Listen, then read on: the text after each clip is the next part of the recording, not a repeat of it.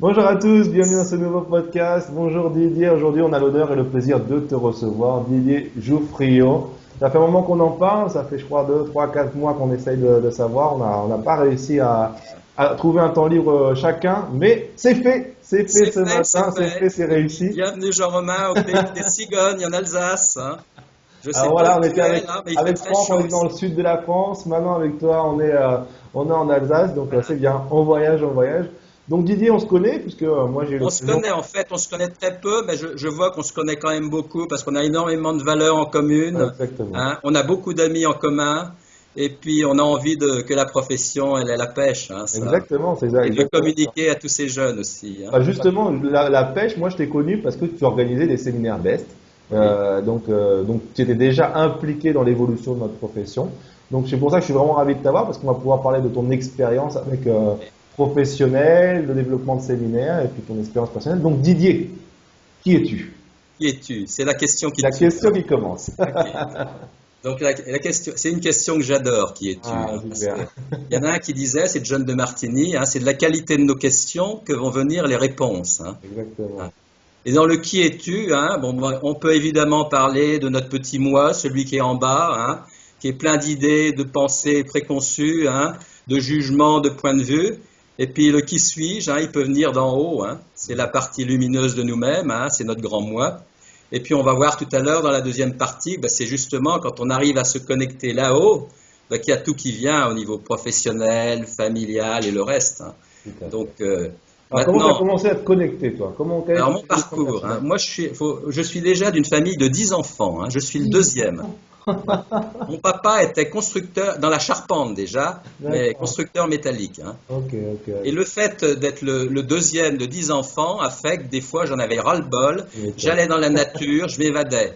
J'allais dans le monde minéral, le monde végétal, les animaux, et les humains n'arrivaient pas à répondre à mes questions existentielles, hein. Hmm, Donc il y avait un grand intérêt pour les lois universelles.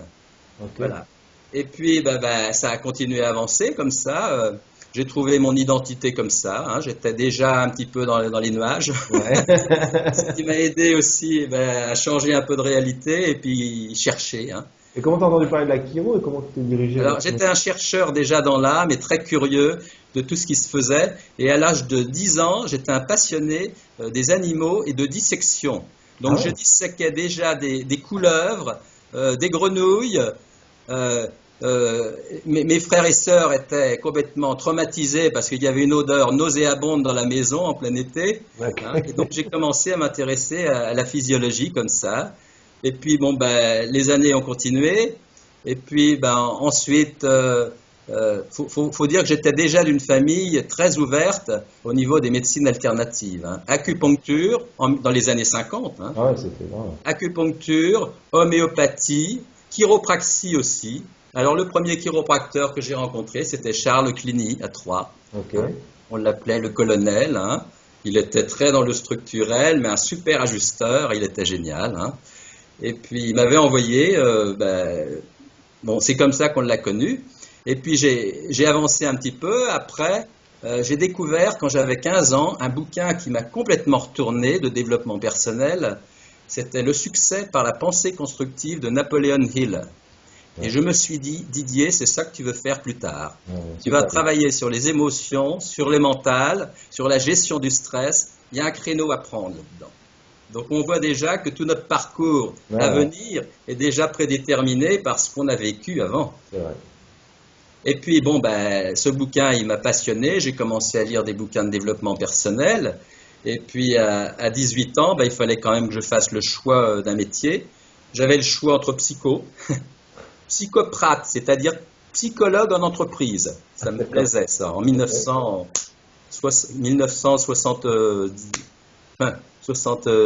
71, hein. Ok, Voilà. ouais, c'est. Médecine, ou bien partir à l'aventure, chiropraxie.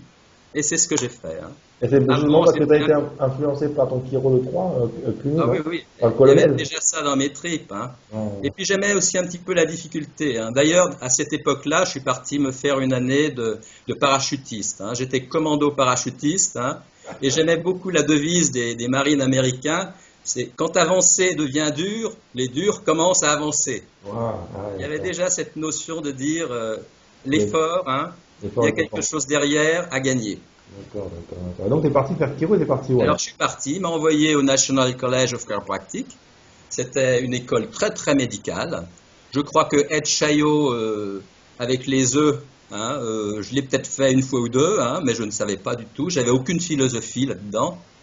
Et puis, en 1974, lors d'un homecoming, George Goodhart. Un homecoming, c'est une conférence qui est... Voilà, pour l'école. Je rencontre George Goodhart, et à ce moment-là, je suis sidéré, je me dis, ben, c'est génial ça, l'EK, Applied Kinesiology. Hein. C'est génial parce qu'il y a la notion de globalité déjà, hein. Il y a le physique, le mental, l'émotionnel, le triangle de la santé. Il y a cette notion aussi de l'écoute du langage du corps. Et on va en parler tout à l'heure parce que c'est un outil fantastique de savoir où on va naviguer dans nos ajustements. Et puis, bon, ben, ça a suivi son chemin. On faisait des petits cours du soir en dehors du curriculum où on se retrouvait dans le club EK. J'étais avec quelqu'un qui ensuite a été l'assistant même de George Goodhart, c'était Wally Schmidt, qui était un branché dans la chimie, hein, et voilà, et ça a avancé comme ça. Et donc j'ai terminé mes études en 1976. Ben, à quelques jours près, ça fait 40 ans que je suis en pratique. Là. Oui. C'est un grand plaisir d'arroser ça, le champagne avec vous tous. Félicitations, Didier. Et qu'est-ce qui Et t'a... ensuite, Parlons un petit peu de cette rencontre avec Goodhart. Tu lui as parlé, ensuite tu as été en observation avec lui, tu as été présent avec lui ou t'as été... oui, je l'ai parlé, mais j'ai été très touché par son histoire et je m'en souviens très bien. Il était sur la scène en train de faire sa présentation. Quelqu'un est venu lui chuchoter à l'oreille, votre épouse vient de décéder. Ouf. Donc il a arrêté de parler et il est revenu 5 minutes après et il a continué sa conférence. Hein. Donc ça montrait déjà que c'était un grand bonhomme. Hein. J'avais déjà entendu parler de Desjarnais avant, de SOT, hein. Et puis ensuite il y a eu Eke et je savais qu'après il y allait avoir d'autres techniques qui allaient m'emballer. Hein. Mais George Goodhart, hein, ce qui est étonnant aussi, c'est que George Goodhart est décédé le jour de mon anniversaire. D'accord. Et que Morter est décédé le jour de ma fête. D'accord. C'est ta faute. Je sais déjà que ces deux mentors-là, ils ont quelque chose à voir avec... Le marabout Didier, qu'est-ce que tu fais, Didier? Voilà. Et donc, tu as commencé à faire... Tu es sorti en 76, tu m'as dit, non? Je suis sorti en 76, oui. Et donc, tu as commencé à... Je me suis installé à Troyes avec Charles Cliny. Hein. Ok. Donc, il venait régulièrement pour me montrer comment ajuster, hein, parce que je n'étais pas intéressé vraiment par l'ajustement et je faisais de l'EK à 100% déjà. Okay. Et c'est à ce moment-là qu'on a commencé à faire un truc complètement de ouf. C'est qu'on a créé avec les collègues le Chiropractic Team. Ok, alors raconte-nous ça. Alors, Chiropractic Team, ça c'était une épopée. Hein. Il y avait Dan Nicole, bien sûr. Ouais. Il y avait moi, il y avait Richard Meldener, il y avait Claude Portal, Xavier Gillet, Jean-Pierre Mersman, évidemment, et toute la bande. Hein. Okay, on a commencé à créer ce club où on se retrouvait régulièrement lors de séminaires et peut-être en dehors, mais pour dynamiser tout ça. Hein. Donc tout ce qu'on voit, ce qui se fait aujourd'hui dans ICEK Europe, hein, ça a déjà commencé là-dedans. Hein. Et je me souviens même que j'avais redessiné le logo de l'Applied Kinesiology. Donc il y avait. Et donc ces rencontres, qu'est-ce que vous faisiez ces rencontres? Vous vous ajustiez, vous échangez sur Reiki? Oui, on faisait des petits groupes de travail chez les uns et les autres, il me semble, mais c'était surtout un état d'esprit où on savait qu'on pouvait se contacter, se joindre. Hein. C'est aussi l'époque où je suis rentré dans le concept occluso-postural, hein, qui a été développé par Jean-Pierre Mersman. Et j'ai donné des formations avec Richard Meldener aux dentistes. Donc il y avait déjà une petite fibre hein, du multidisciplinaire là, qui me chatouillait. Hein, et on travaillait avec les podologues, les chiros et les dentistes. Hein. Et donc j'avais des contacts. Hein. On leur montrait comment un problème de pied, hein, de pronation du pied, entraînait des problèmes de psoas, puis une bascule du bassin, et puis des tensions cervicales, et puis par là des maux de tête. Hein. C'était géant. La globalité. Voilà, donc là, on est en quelle année là En 76, tu viens de sortir, tu es à 3. En Est-ce que vous avez 76. créé votre groupe de Voilà, donc on Kiro crée notre Team? groupe et puis on fait aussi des petits séminaires de neige, hein, de ski, hein, pour joindre l'utile et l'agréable. Et D'accord. pendant 10 ans, je me retrouve avec David Leaf, hein. Ok. David Leaf, lui, était très très branché dans le structurel, hein. Wally Schmidt, c'était le chimique, mais il me manquait quand même quelque chose, c'était l'émotionnel, Ok. hein. Ok. Et donc, Voilà. qu'est-ce qui s'est passé? Eh ben, il s'est passé que, bon, ben, en 1991, on apprend par Jean Bellaval, hein, que tu as connu, hein. T'as pas connu, mais il y en a beaucoup qui Ouais, l'ont connu, beaucoup, hein. beaucoup qui m'ont parlé, c'est vraiment. Oui, oui, j'avais Il a influencé plus d'une génération, c'est impressionnant. Harold Fage et Jean Bellaval, qui était un ajusteur génial, disons, un jour a rencontré Goodhart, hein, qui a pu l'aider pour un problème d'épaule qui traînait depuis des mois et des mois. Il s'était fait ajuster par toutes les techniques et Goodhart, simplement en lui faisant penser à une peur ou une émotion, touchant quelques points, l'épaule, elle bougeait. Alors là, ça l'a complètement scotché, hein, et il a décidé de faire venir Ted Morter en France. Et depuis 91, il vient Mais chaque... tu m'as dit que c'était Goodhart qui lui avait soigné l'épaule, après il a fait venir Ted Non, Morter. non, Ah, Morter. ah d'accord, donc il a rencontré Morter et c'est Morter qui lui a fait des points Morter, technique Ouais, veste. non, non, il a rencontré Morter à cette Ok, époque-là. ok, Il ok. faisait déjà du Goodhart, de l'Eke, mais il a Ok. rencontré Ted Morter. Et puis il l'a fait venir régulièrement tous les ans. Et depuis, ben, les Morteurs, ils viennent chaque année en septembre, hein. D'ailleurs, cette année, le séminaire, ce sera fin septembre, début octobre. Et il y aura une grande nouveauté cette année, c'est que on va avoir ce qu'ils appellent le master praticien, hein.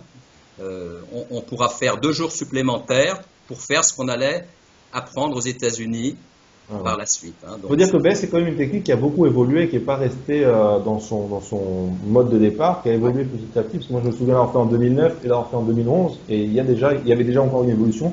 Mais je ouais. suppose que maintenant, ça continue à évoluer constamment. Ça a évolué, mais ça s'est simplifié. Et Ah. c'est ça qui est génial. C'est que tous ces concepts qui ont été développés, au fur et à mesure, se sont synthétisés. Alors, parle-nous de ces concepts un petit peu. Parle-nous des concepts de Alors, BES. bon, moi, je vais te dire pourquoi j'ai été scotché par Morter au Ouais, début, bien sûr. hein. Au premier séminaire, il y a déjà le côté émotionnel qui me manquait au triangle de la santé.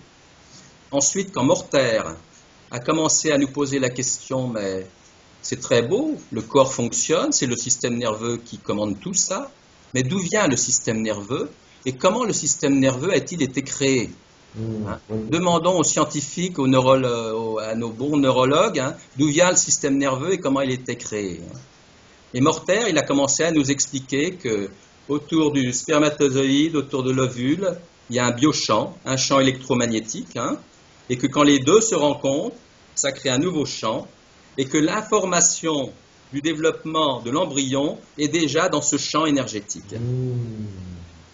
C'est Les, vraiment les, l'origine de BEST, c'est ça, les P-Field. bioénergétique. Alors, il a trouvé le mot BEST au départ simplement parce que c'était Bioenergetic Synchronization Technique. Et un jour, dans un séminaire, il y a un participant qui lui dit, mais vous savez pourquoi c'est BEST que vous avez dit? Ben oui, BEST. BEST technique, oui. Et Morter, il dit, ben oui, BEST technique. Et le gars, il pose la question 3 fois de suite. BEST, vous avez bien dit, c'est BEST technique? Ben oui. Et puis au bout de 3 fois, le gars il dit, mais c'est the best technique. Et à ce moment-là, Morter réalise qu'il n'avait pas L'acronyme. cherché le nom en fonction de ça. Parce que ça fait un peu prétentieux de dire the best technique. Ah, Mais Morter, à l'origine, n'a pas du tout pensé que c'était the best technique. Ça, c'est la petite anecdote. sympa, petite Voilà. anecdote. Et puis donc, ces deux champs, ce biochamp, il existe, il nous enveloppe, hein. Il y a des courants électriques dans le corps, il y a des courants piézoélectriques, et il y a des champs comme un aimant, un champ énergétique autour, hein. Et si ce champ est bien équilibré, à ce moment-là, il n'y a pas de problème. Mais si le champ est déséquilibré, on pourrait dire l'aura en quelque sorte, hein, ou le corps éthérique. Si ça c'est déséquilibré, ben à ce moment-là, l'information n'est plus envoyée à la cellule et la cellule va se développer de façon anarchique. Et donc le but, c'est de réorganiser le champ électromagnétique pour que la cellule reçoive les bonnes informations. Et il y a un champ spécifique pour chaque organe du corps, hein. Et ce champ électromagnétique, ben, il doit y avoir une cohérence dans tout ça. Et c'est ce qu'on fait lorsqu'on touche des points de polarité, hein, plus, moins, ça s'équilibre. Et on connecte directement l'intelligence innée, parce qu'elle existait avant même le système nerveux. Et donc toi, quand tu as commencé à BEST, qu'est-ce qui t'a donné envie de passer de Eke à BEST alors? C'est ça justement. Alors Eke, j'adorais Eke, mais c'était pour moi encore un peu le côté recette. J'ai mal à l'épaule, ben je soigne l'épaule, j'équilibre les muscles de l'épaule. J'ai un problème organique, bon, je m'intéresse aux 5 éléments de l'organe, j'équilibre les muscles. Mais il me manquait totalement cette notion de globalité. Et ce que j'explique aux personnes, hein, j'appelle ma technique chiropraxie. D'ailleurs, je te montre une petite feuille là, hein, que je montre de temps en temps. Tu arrives à lire, voilà, comme Donc, ça. un petit peu, on lit pas le texte, on une bonne image. Chiropraxie neuroénergétique. Hein. Une approche de santé globale. Voilà.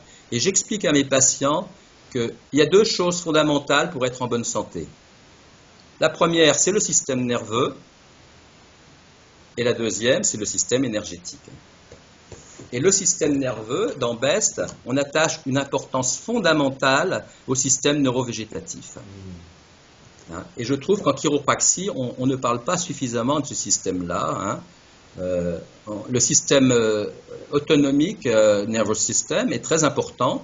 Il y a le côté sympathique qui nous met dans l'urgence, dans l'action, dans la protection, voilà. Et le système parasympathique qui est là pour nous aider à réparer, se reposer, se détendre, digérer tranquillement, dormir, et ensuite on repasse dans le mode sympathique. Et donc s'il y a bien cet équilibre, alternance entre sympathique, parasympathique au cours de la journée, à ce moment-là, les systèmes ne s'épuisent pas, ils se rechargent. Donc c'est pour ça que dans la technique BEST, on travaille beaucoup dans ce qu'on appelle le physical BEST, sur le système équilibrage sympathique, parasympathique. Ça va entraîner un relâchement du système nerveux, ça va entraîner un équilibrage musculaire et ça va entraîner une remise en place vertébrale. Donc on travaille vraiment sur le neuro-musculo-articulaire. Et là, t'expliques tout ça à tes patients, tu leur fais des conférences? J'explique, je fais tous les mois une conférence sur ce thème-là, la chiropraxie neuroénergétique, et je leur explique ce principe-là, et puis ensuite je leur montre un peu, après avoir fait un PowerPoint, je leur montre sur la table une démonstration où je prends une personne et j'explique comment je travaille. Hein. Ma première consultation, mon anamnèse, elle est très simple. Hein. Je ne fais pas tous les tests qu'on nous demande, orthopédiques, neurologiques, hein, quelques-uns. Je pose déjà la question, vous venez me voir pourquoi? La plupart du temps, c'est déjà un symptôme physique. Hein. Ensuite, les questions suivantes. Est-ce qu'il y a eu des gros stress émotionnels dans votre vie? Et nommément 1, 2 ou 3. Voilà. Sans forcer les gens, disons. Et après ça, je leur dis, on va essayer de voir s'il n'y a pas un lien, justement, dans ces problèmes physiques récurrents et ces problèmes émotionnels que vous croyez avoir gérés consciemment, mais en fait, dans votre inconscient, il reste des tas de petites barrières qui continuent à...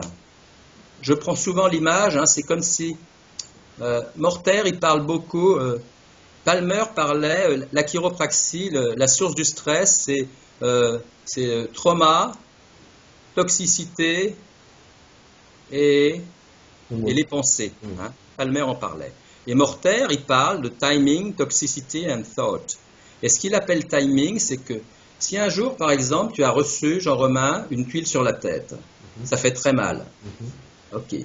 Et puis tu vois que ton toit, il est un peu fragile, tu vas commencer à marcher comme ça toute ta vie, hein, chaque fois que tu passes sous le toit. Hein. Et la plupart du temps, on continue à entretenir des schémas de protection qui n'ont absolument plus lieu d'être. C'est ce qu'il appelle timing. Okay. On a été traumatisé par un événement, un deuil, et à ce moment-là, on continue à réagir comme c'était tout à fait normal à l'époque. Donc dans BEST, on appelle ça updates. On efface la cassette, on réinforme le disque dur, en quelque sorte. Ok. Donc l'objectif, ça va être de permettre au corps d'intégrer l'information de l'époque. Voilà, l'information originelle qui a été, le système qui a été désinformé.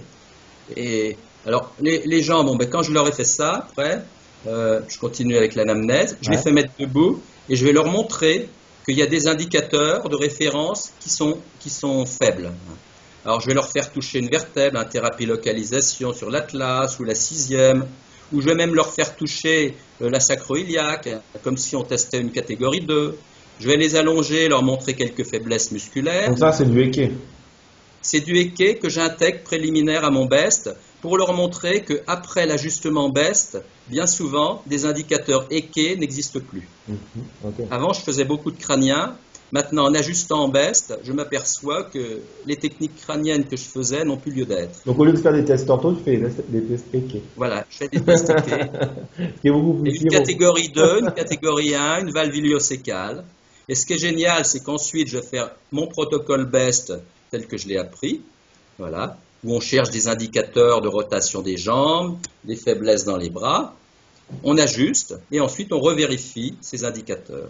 Et bien souvent, une jambe qui était courte des fois d'1, 2 ou 3 cm, elle peut changer en l'espace de 30 secondes, simplement en équilibrant. Ouais, ouais. Et tu te permets parfois continuer à ajuster en Eke ou tu vas faire Non. exclusivement du BEST? Je ne le fais plus, non. Je fais plus d'autres techniques. Et j'ai pas ajusté une vertèbre depuis 35 ans. Parce que Donc, quel est ton objectif alors Je ne suis pas celui qui va mélanger des techniques. Pourquoi J'ai tu vas- fait network aussi, Ouais, mais pourquoi tu vas pas ajuster une vertèbre? parce que je ne sais plus ajuster une vertèbre déjà. Donc je ne sais plus, et à mon âge, c'est un peu tard pour commencer à réapprendre. Mais réellement, c'est quelque chose qui t'a pas vraiment attiré à toi Non, ça ne m'a personnellement. pas attiré. Et puis Morter lui-même, dès qu'il a découvert sa technique, il avait une énorme clinique de 1000 mètres carrés. Il a été président de 2 collèges chiropractiques jusqu'au jour où il a été viré parce que ses idées dérangeaient un petit peu. Et après, il dit bien qu'après, il n'a plus jamais ajusté une vertèbre. Comment il a découvert BEST, Morter? Morter, il l'a découvert comme ça. Il pensait bien qu'il y avait des courants dans le corps. Il a commencé à travailler avec des aimants. Il a fait des expériences sur ses enfants en branchant des câbles électriques avec Raconte pas des ce petits genre voltages. d'histoire. Et quand il raconte cette histoire-là en séminaire, on est poilé, disons, parce que les enfants, ils étaient des vrais cobayes. Et il essayait de voir comment ces circuits électromagnétiques influençaient la santé. Attends, on va clarifier les choses. Il électrocutait pas ses enfants. Non. Rassure-nous tous. Non, mais disons, les enfants avaient très peur qu'ils mettent un haut voltage, c'est ça. Ah, il mettait quand même des petits courants électriques. C'était des petits courants électriques qu'il essayait de monter Ouais. tranquillement en Ouais. restant dans la sécurité. Mais les enfants étaient... Et comment ils vont ces enfants maintenant? Ils sont pas. Ils vont très bien. Sue Morter, elle a une pêche d'enfer. D'ailleurs, on peut regarder sur YouTube ces trucs. Ted et Tom, ils ont évolué différemment de leur papa. Il y a quand même eu un grand manque lorsqu'il est décédé, le papa Morter. Qu'est-ce que tu as vu de différent? Qu'est-ce qui a changé? Il amenait quand même une touche philosophique bien plus... Il donnait beaucoup plus d'importance à ça. Et c'était un bonhomme qui avait un cœur grand comme ça. Les enfants sont très bien, mais ils ont une personnalité Mais ils sont un petit différente. peu électrocutés, quoi, c'est ça? Voilà, un petit peu. Mais je les aime bien, ils ont tous les trois leur personnalité. C'est vrai, c'est vrai. Et même s'ils ne sont pas toujours très aimés dans la profession en ce moment, je le sais, parce que tu vas peut-être me poser la question, pourquoi... Quelle question veux-tu que je te pose, Didier? Comment? Quelle question veux-tu que je te pose? Je voudrais que tu me poses la question que beaucoup de gens ont dans la tête. Ah, il faut que je mette mes oreilles du diable parce que je sais laquelle on va poser. C'est que pourquoi les mortaires ont commencé à enseigner leur technique à des non-chiropracteurs. Didier, pourquoi les mortaires ont commencé à enseigner leur technique à des non-chiropracteurs? Mais je vais te dire que j'en suis désolé. C'est une question qui me vient comme ça.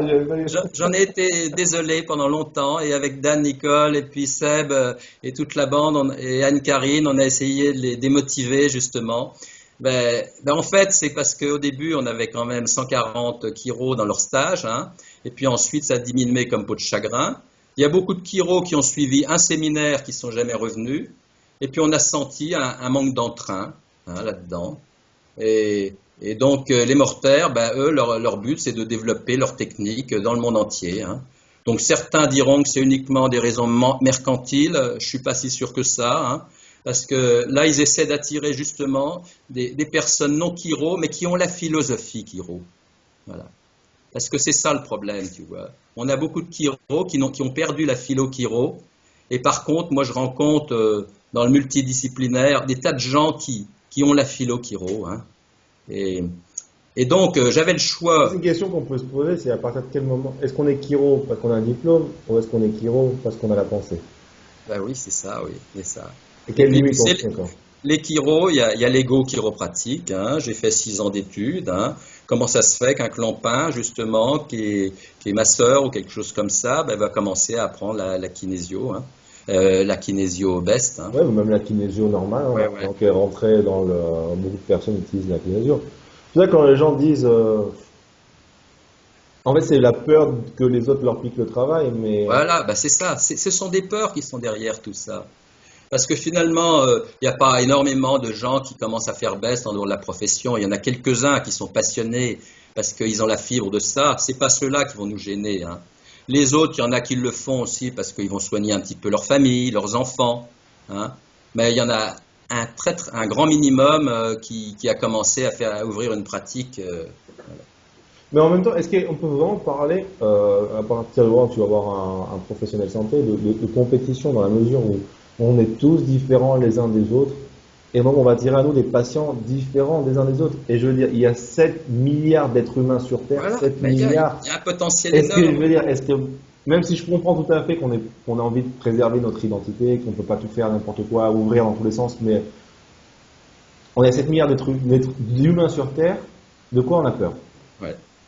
Il y a tellement de gens à pouvoir aider qui sont. Je suis sûr que si on pouvait partager cette information aux 7 milliards, on Il y a un aurait au moins potentiel énorme. 3 milliards dans nos cabinets. Donc je veux dire. Et on s'aperçoit même que plus il y a de chiro ou de thérapeutes dans une ville, ben plus l'idée grandit. Et puis finalement, il y a du boulot pour tout le monde. Hein. Donc moi, j'avais le choix. Hein. Ou bien je fais comme certains qui boycottent simplement les séminaires mortaires, hein, pour leurs raisons.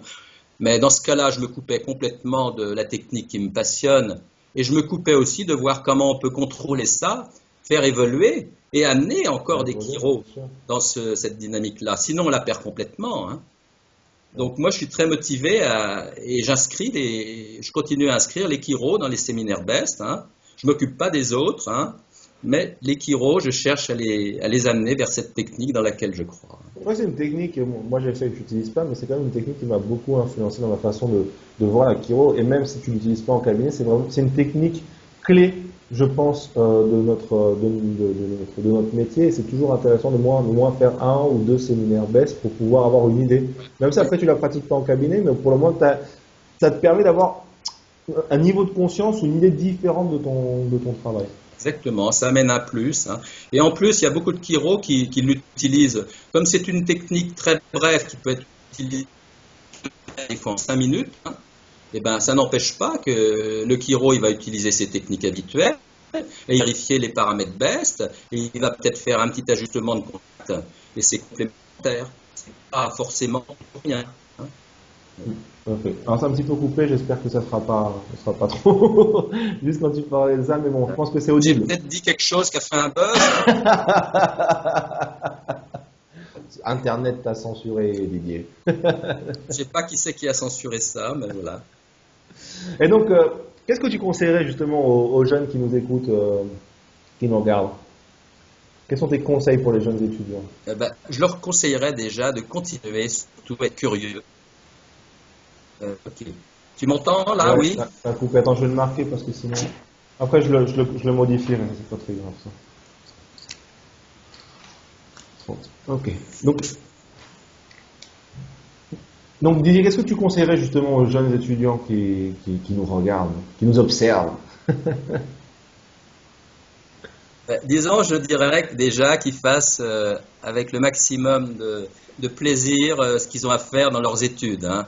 Disons, de ne pas commencer systématiquement à se prendre la tête, hein, pour des choses qui sont extra à leurs études, et seulement de commencer à s'y intéresser peut-être dans les 2 dernières années. Hein, et faire un maximum de séminaires, hein, parce que c'est comme ça qu'ils vont développer leur intérêt pour une technique et qu'ils vont pouvoir choisir. Donc on a la chance de pouvoir faire choisir des tas de techniques déjà en fin d'études. C'est ce qu'on n'avait pas forcément à l'époque. Hein. Donc la curiosité, la passion aussi, passionné. Hein. On a la chance de faire partie d'une profession mais qui est géniale. On peut organiser notre emploi du temps, on peut voyager, on peut se cultiver. On travaille sur un domaine phénoménal, la santé, le bien-être. Et c'est porteur tout ça. Tout à fait. Et je t'ai vu sur Facebook récemment que tu publiais des articles sur Access Bar. Oui. Parlons un petit Alors bon, peu. Access Bar, ça m'est venu comme ça, disons. Il y a 2 ans, j'ai T'es au commencé à marché, voir... je suis parti chercher de la viande et puis hop, c'est Access Bar, t'es venu. J'ai commencé à voir sur Internet, sur YouTube, des gens qui se touchaient la tête comme ça.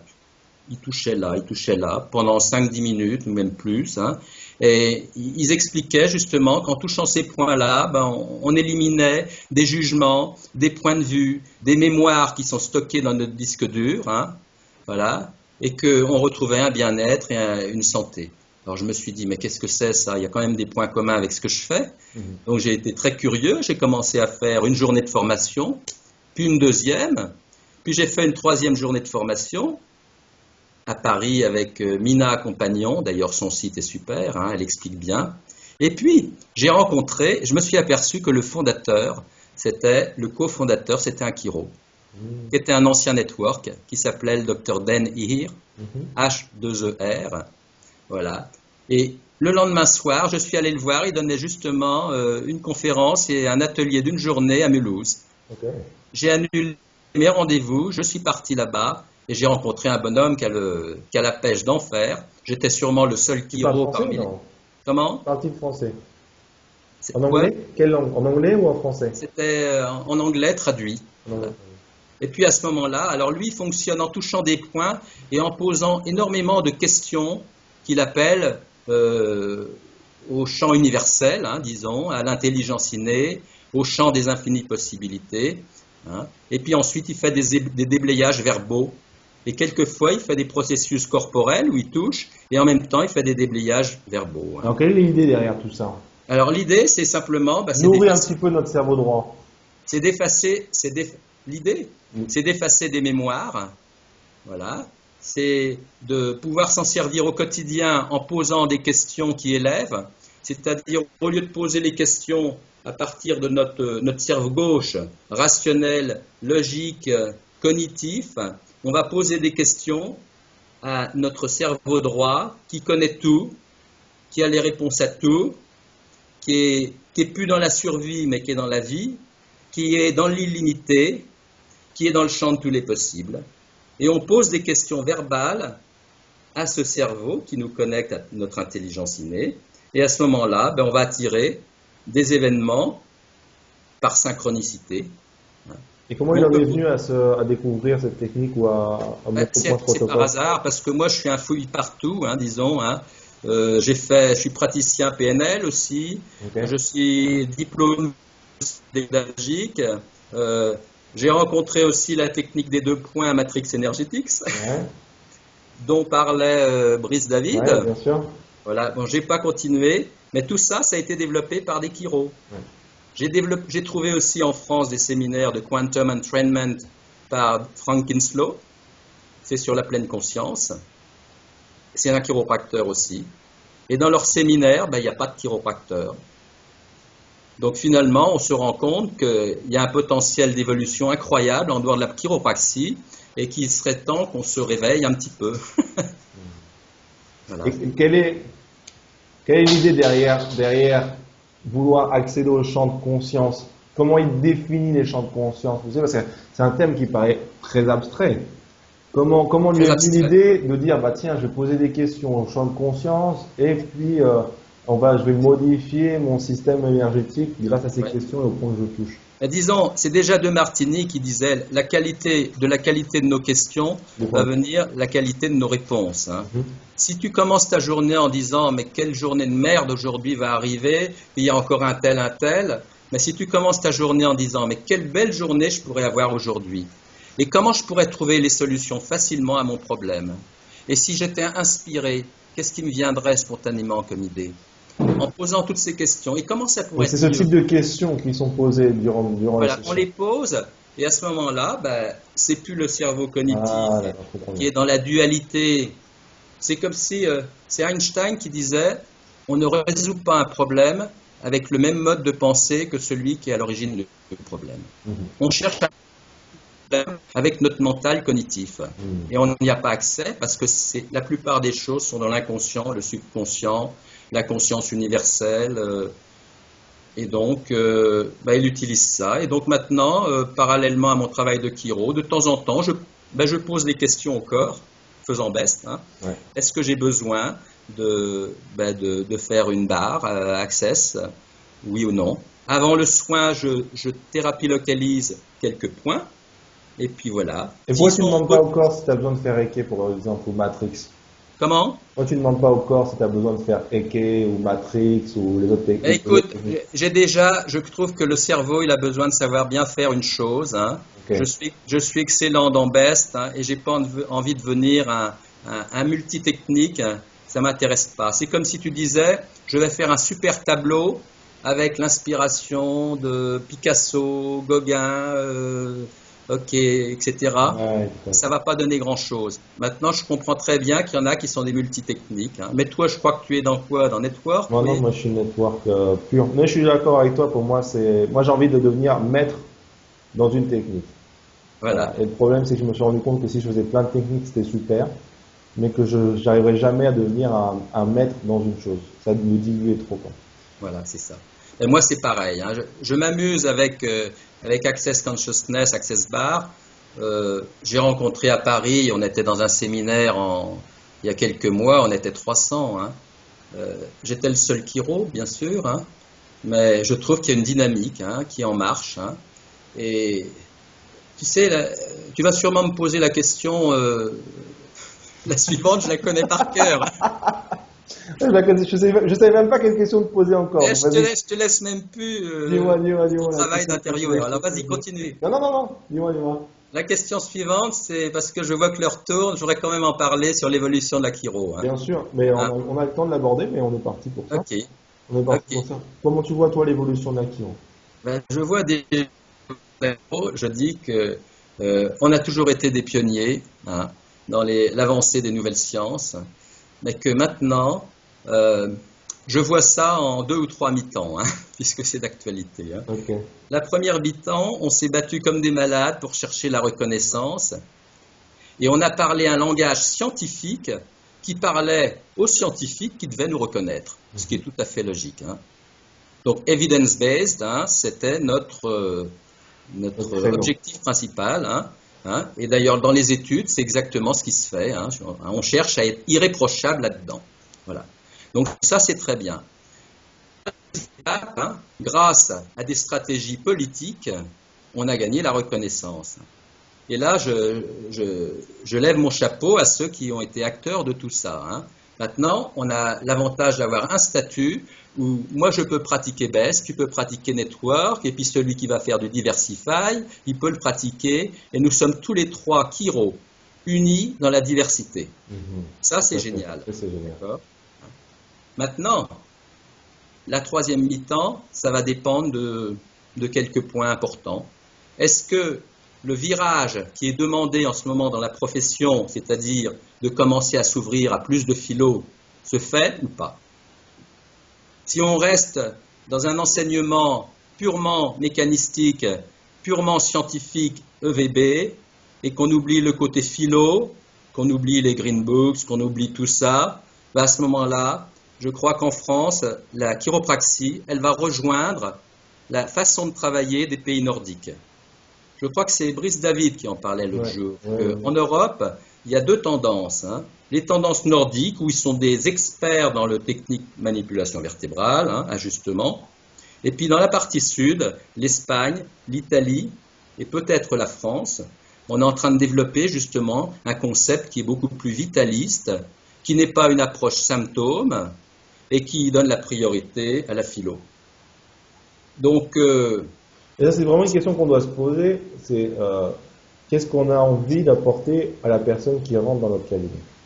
Oui, mais qu'est-ce qu'on a envie d'apporter justement? Est-ce qu'on veut devenir des docteurs du dos? Pourquoi pas, si certains le choisissent. Hein. Moi, c'est pas mon truc. Hein. Moi, je vois dans ma pratique des gens qui viennent me voir pour un problème de dos, Tiens, une petite histoire que je vais te raconter. Ah, j'aime bien les histoires. Père Castor, raconte-nous une histoire. Un patient, un jeune patient vient, sonne à la porte et arrive avec un énorme bouquet de fleurs. J'en suis ravi. Je me pose un peu des questions. Et je lui dis, mais quel bon vent vous amène? Ben, il me dit, voilà ce qu'il en est. Il y a 9 mois, mon épouse est venue vous voir pour un mal de dos. Vous lui avez fait quelques points. Et puis lors de la discussion, elle vous a exprimé le fait que depuis 3 ans, elle essayait d'avoir un enfant et que ça ne marchait pas. Donc j'ai commencé avec mon investigation à chercher. Et j'ai trouvé le mot peur qui apparaissait. Et j'ai recherché dans son histoire, je me suis aperçu qu'il y avait quand même des gros blocages inconscients qui l'empêchaient d'avoir un enfant. Et en faisant son arbre généalogique, figure-toi que l'arrière-grand-mère a répété à toute la famille avoir des enfants, c'est pour en faire de la chair à canon. Regardez, j'ai perdu 3 enfants à la guerre. Et cette jeune femme-là, 2-3 générations plus tard, elle se trimbalait cette mémoire qui était véhiculée dans l'inconscient de la famille. Voilà, on l'a déprogrammée, on a travaillé sur elle, je l'ai vue 2 fois, je crois. Son mal de dos allant mieux, elle est repartie. Et elle est tombée enceinte très rapidement. Donc c'est pour montrer que la chiro a un potentiel de guérison phénoménal qu'on ne peut pas imaginer. Hein. La personne vient te voir pour un problème d'épaule, de dos, mais on fonctionne par priorité. Si le corps a comme priorité de soigner un jeune infarctus qui est en train de commencer, eh ben, il va soigner l'infarctus. Et puis il va laisser le problème, symptôme d'épaule. Et c'est seulement quand ce problème-là est réglé qu'à ce moment-là, on va travailler sur l'épaule. Et ça, c'est l'une des clés de notre métier, je trouve.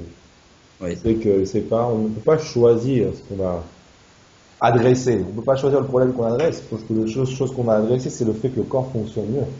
Et seul le corps, le plus intelligent que nous, permet lui-même de pouvoir guérir ce qu'il a besoin de guérir en priorité. Oui, faut rester ce système de priorité, je trouve que c'est... C'est phénoménal, ça. Le corps, il ne va pas gaspiller de l'énergie naturellement à soigner des choses qui lui paraissent secondaires, comme une épaule ou un problème de genou. Hein.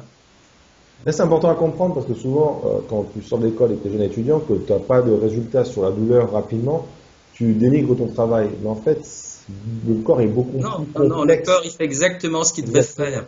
Exactement. Et encore, là, bien souvent, lorsqu'on travaille, on a déjà l'intention, on met trop d'intention, on voudrait que le symptôme parte.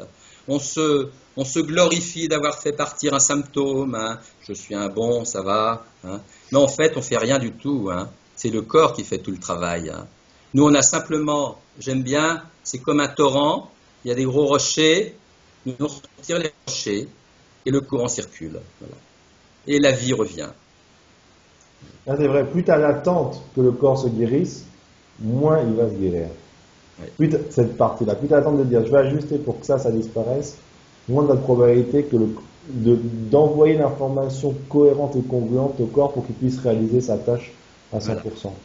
Il y a l'état d'esprit aussi du chiro. Alors parlons un peu de l'état d'esprit du chiro, parce qu'après 40 ans de métier, tu as dû passer par différents états d'esprit justement. Oui. Comment tu étais quand tu es sorti de l'école et comment tu es à l'heure actuelle? Parle-nous un petit peu de cette évolution de pensée. Oui. Bah, disons, déjà au début, j'avais pas de philo, moi. J'étais nul en philo. Hein. Mais j'étais déjà intéressé par la technicité, par l'art, par la science. Or, la science, ça m'a toujours passionné, moi. Je crois qu'on devrait commencer progressivement. Je me suis beaucoup intéressé à la physique quantique et aux neurosciences. Et maintenant aussi à l'épigénétique. Voilà. Et donc, l'état d'esprit, on en était. Hein. L'état d'esprit, c'est déjà d'être sans attente. Voilà. D'avoir la certitude que quoi qu'il arrive, c'est juste. Voilà. Et j'y rajouterais ce que De Martini appelait les 5 piliers de la guérison, qui sont la présence. Hein.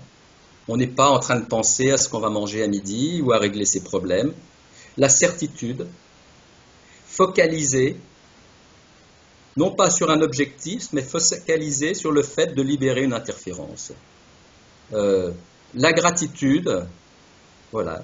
Je suis dans la gratitude quoi qu'il arrive parce que c'est juste. Avoir la certitude que chaque chose a un sens. Et enfin, ben, le faire avec cœur. Amour. Mortaire disait, si je sers l'univers avec mon cœur, l'univers me sert et sert les patients. Tout à fait. Moi, c'est quelque chose qui m'a vraiment beaucoup influencé dans le travail de John, c'est justement ces c'est ou 4-5, je ne sais plus combien on a cité, mais ces 4-5 piliers Oui. de la guérison.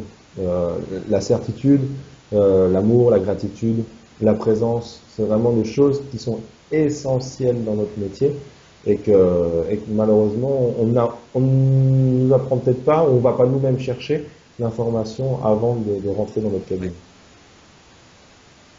C'est-à-dire, oui, il faut vraiment qu'on sorte. La maladie, c'est la survie. Hein. Le corps essaie de survivre. Hein. Il ne faut plus parler en termes de survie, il faut parler en termes de vie. Hein. On n'est pas là pour éliminer la maladie, on est là pour réveiller la santé. Ça, c'est un concept énorme. Hein. Et on nous parle de techniques, on retire la maladie. La maladie n'est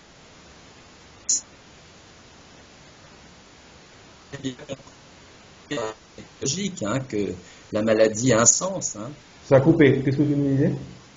Je dis qu'on cherche absolument à enlever le symptôme et la maladie, alors que ou la pathologie même. Mais la maladie, la pathologie, le symptôme ont un sens. C'est un message que le corps nous envoie. Ou bien on l'écoute, ou bien on ne l'écoute pas, mais dans ce cas-là, ça va s'amplifier, puis ça va se multiplier. T'as toujours pas entendu, hein? C'est comme Frank Chastela donnait la métaphore de la plume, de la brique et du camion. Hein. Tout à fait. Si tu n'as pas écouté la plume qui te chatouille, la brique que tu as pris en pleine gueule, bah, tu vas avoir le camion. Et t'as reçu les camions, toi? Oui, j'ai eu des épreuves dans ma vie qui m'ont forgé, disons, parce que j'ai eu des épreuves dans mon couple, hein, puisque je me suis remarié et j'ai commencé à me dire, mais qu'est-ce qui se passe? Au lieu d'incriminer l'autre, hein, j'ai essayé de voir en quoi j'étais responsable du problème. C'est à cette époque-là que j'ai commencé à faire des techniques comme la PNL. Okay. Pour essayer de comprendre, hein, on peut se sentir victime de tout ce qui nous arrive, hein, victime du gouvernement, victime des autres, hein, mais en fait le problème il n'est jamais chez les autres. Il est chez nous et on va le projeter à l'extérieur de nous et on va le voir comme un miroir. Voilà. Donc le travail de guérison, il commence par soi-même. Et sur les patients, c'est exactement pareil. Un chiropracteur qui ne travaille pas sur lui-même ben, ne peut pas se développer. Ah, c'est ça que un chiropracteur qui n'a jamais été ajusté, comment veux-tu qu'il ajuste les personnes? Ouais, tout à fait. Donc la PNL, pour toi, ça a été quelque chose qui t'a vraiment aidé aussi dans ton travail en tant que chiro, à te développer personnellement? Ouais. Ça m'a aidé beaucoup à comprendre le phénomène de les programmants, hein, les traumatismes programmants qui viennent du transgénérationnel, de la vie intra-utérine, de la petite enfance, voilà, des traumatismes de la vie. Et puis ensuite, il suffit d'un événement déclencheur qui peut être rien du tout pour que ça réactive en chaîne toute la boucle. Et à ce moment-là, bah, ça prend une importance. Néanmoins, j'ai arrêté complètement la PNL et le décodage biologique pour la bonne raison que c'était trop mental. Je suis déjà très mental et je devenais un commissaire, un inspecteur de police, hein, en recherchant des histoires, en essayant de comprendre. Et maintenant, j'ai envie de comprendre de moins en moins, parce que c'est pas là qu'est la solution. Hein. Et qu'est-ce qui justement t'a fait changer d'état d'esprit? Qu'est-ce qui t'a permis Ben, disons, maintenant, bon, là où j'en suis, la question, qu'est-ce qui m'a permis de changer d'état d'esprit? Qu'est-ce qui t'a permis de penser différemment, de te dire, bon, ben voilà, je vais plus être dans le lâcher-prise que dans la gestion mentale? Bon, ben, j'ai déjà commencé à faire quelques activités qui m'ont ouvert à ça, hein, des activités de pleine conscience. Hein. J'ai fait quelques formations là-dessus. Méditer, j'essaie aussi, mais j'ai du mal à m'arrêter pendant 20 minutes. Donc j'essaie, comme disait Mortaire, de méditer dans le quotidien. Voilà, la contemplation. Voilà, contemplation et d'accueillir ce qui est comme c'est, en se posant des questions. Ben, qu'est-ce qui est juste dans tout ça? Qu'est-ce que ça veut me dire? Comment ça pourrait être mieux? D'où ça vient tout ça? Et hop, on efface tout ça. Et puis moi, j'adore la nature aussi. Hein. Hein. À l'âge avancé où je suis maintenant, je ne veux plus donner uniquement la priorité à la chiropraxie. Hein. Je fais beaucoup de sport, de tennis, de marche, hein, et je voudrais commencer à penser un peu plus à ma santé. Hein. Et l'hygiène de vie, hein, Morter parle bien des 6 essentiels. Hein. On oublie ça en tant que chiro. Nous sommes là pour aider les gens à guérir, mais nous sommes là pour les éduquer. Parlons des 6 essentiels de Morter. Alors le premier, c'est la qualité des aliments qu'on mange. Hein. On a une alimentation beaucoup trop acidifiante. Hein. Les pâtes, les viandes, les graines. On devrait manger le 3/4 de légumes et de fruits. Ensuite, boire, important de boire suffisamment, hein, parce qu'on a 60% d'eau dans le corps. On devrait boire dans la journée plusieurs fois.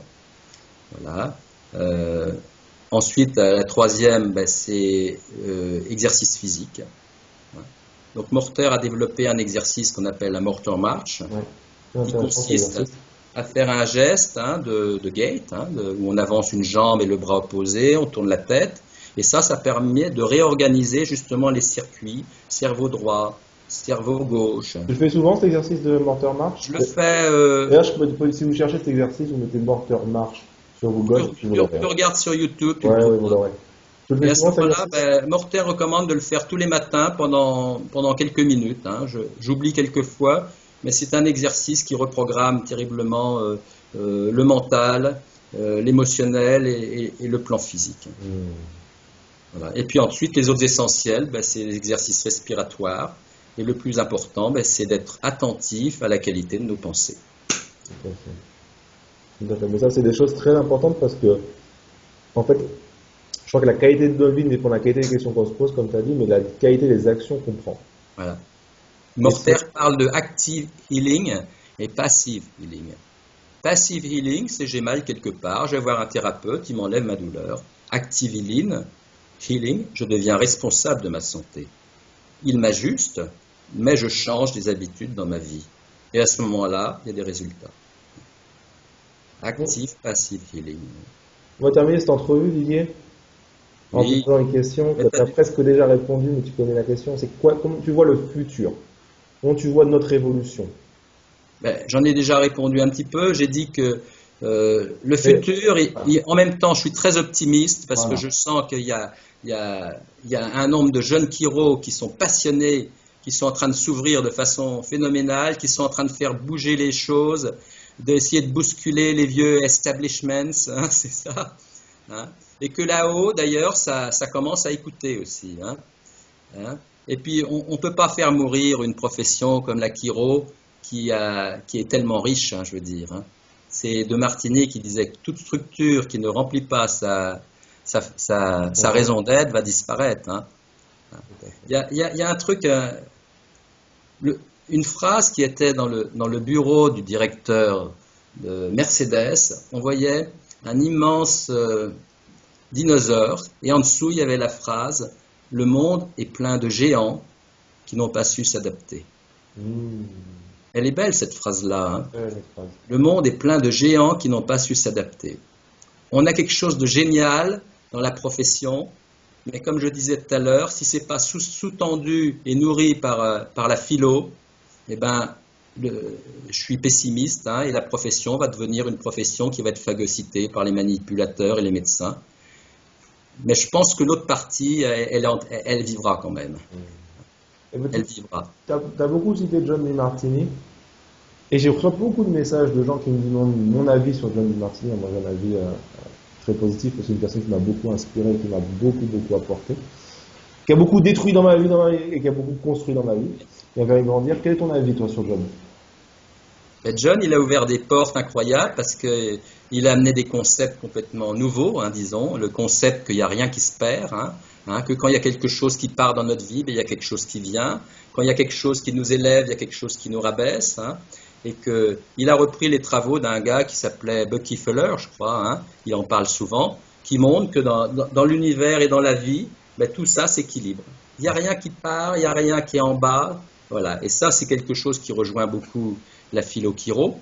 Et puis, John DeMartini, il a amené le concept du breakthrough. Hein, c'est le principe du miroir. Hein, tout ce que je vois chez l'autre, hein, et qui me hérisse les poils, eh ben, c'est quelque chose que j'ai en moi.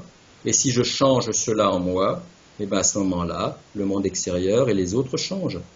Euh, j'ai arrêté de le fréquenter depuis au moins 6 7 ans. Hein. À une époque, je le connaissais bien, puisque j'ai même organisé des breakthroughs à Paris.